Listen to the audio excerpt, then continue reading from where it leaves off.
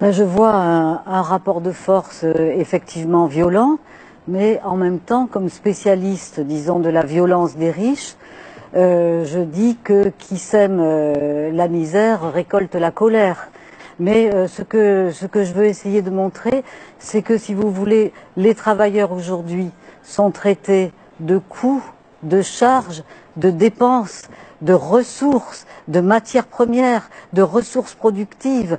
Et à partir du moment où la violence des riches, qui, elle, n'est pas visible, c'est ça qui est intéressant, c'est que cette violence de ceux qui veulent supprimer le SMIC en France, qui trouvent que les travailleurs coûtent toujours trop cher, c'est une violence qui se passe dans le huis clos, dans les salons feutrés de l'entre-soi des beaux quartiers, qui n'est pas visible.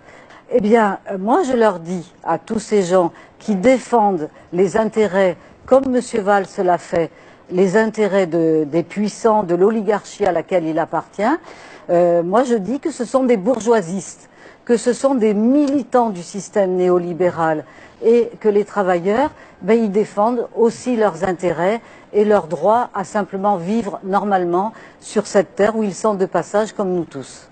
Une véritable guerre de classe que mènent les plus riches contre les peuples, c'est que les plus riches, les plus puissants s'adaptent parfaitement aux nouvelles technologies et au développement technologique d'une société qu'ils s'accaparent, et du coup les travailleurs, les classes moyennes et les classes populaires sont laissés de côté.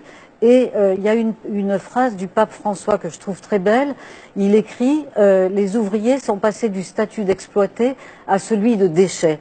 Et c'est cette notion, comme j'ai dit tout à l'heure, de coût, de charge, de déchets, de parasites, de parias, de voyous. Alors que moi, ou nous, dans nos enquêtes, qui sont les voyous dans notre dernier livre?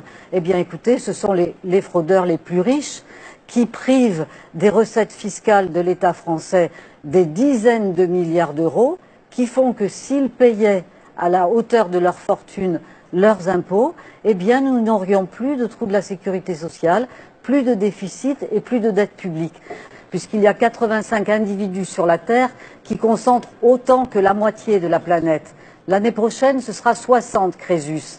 Donc on va dans une espèce d'enfer épouvantable pour les classes populaires, et pour nous, la bureaucratie, la technocratie à l'échelle de l'Europe, c'est une façon de tuer la démocratie.